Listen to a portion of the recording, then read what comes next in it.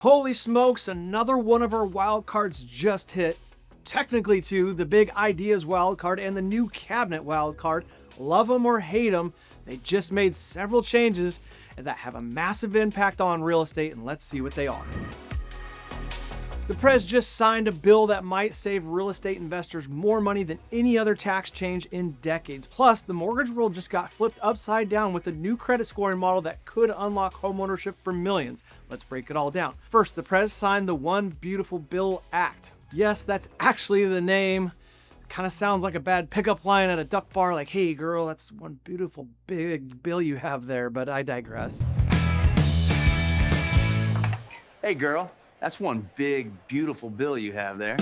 A lender, investor, or even a high-income home buyer, these updates directly impact your income, your tax strategy, and your access to credit. Let's break it down. Number one, 100% bonus depreciation. This by far is the biggest win for real estate investors. Under this bill, you can now write off the full value of shorter life property components in year one. That means things like appliances, flooring, cabinetry, landscaping, and even parking lots can all be written off immediately. You don't have to wait 27.5 or 39 years to depreciate things.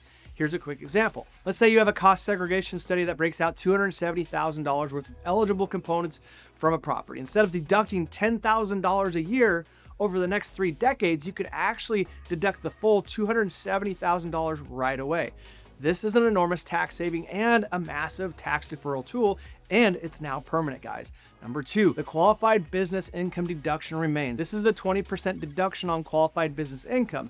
Real estate businesses can sometimes qualify if they're considered active trade or business. This can reduce taxable income by 20% on rental or business profits. But here's the fine print, guys. A lot of landlords don't see the benefit because depreciation often wipes out their taxable income on paper. And if you're a high earner, you may phase out of eligibility. Still, it's worth looking into if you're actively running a real estate business. Number three, the SALT deduction cap increases. The cap on state and local tax deduction is rising from $10,000 to $40,000 through the year 2030. This matters most for people living in high tax states like California, New York, and New Jersey. If you itemize your deductions, this gives you a much larger write-off for state income taxes and property taxes, which lowers your federal taxable income and can improve your after-tax cash flow. Number four, personal tax brackets stay lower. The lower tax brackets from the 2017 tax cuts stay in place.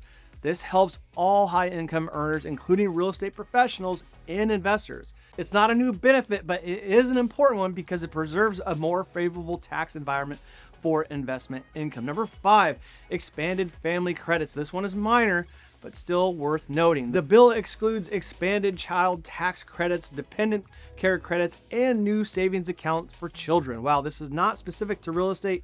Anything that puts more money back in your pocket can increase your investment capacity. Now, let's shift gears to the number two story of the week. The FHFA just announced that Fannie Mae and Freddie Mac will now officially accept VantageScore 4.0 effective immediately.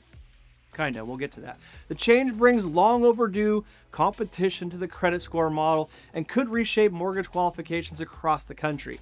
It incorporates rent, utility, telecom payments, and it uses machine learning to evaluate thin credit files. This means millions of Americans, including renters, veterans, and rural borrowers, may now qualify for a mortgage when they were previously denied.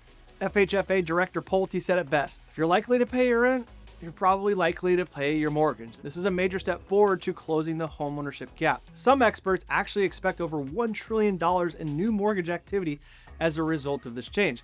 The GSEs are modernizing, and lenders now have new tools to better serve borrowers who were previously left out of the system. Okay, now guys, that's the story and that's the headlines. And while we should all be excited about the possibility of improved credit scores and more potential home buyers, we do need to temper our expectations with some reality. Now, while Fannie and Freddie are now accepting Vantage, it's going to take lenders some time to truly implement this. Think about all the contracts and all the pricing agreements that need to be signed first, and then the technology and the API needed to implement the actual changes, and then all the updates needed to the AUS, the automated underwriting systems. It's going to take time to truly roll this out, but it is a good update, and it will hopefully lead to lower credit costs as competition increases. That's awesome because credit costs have been out of control lately.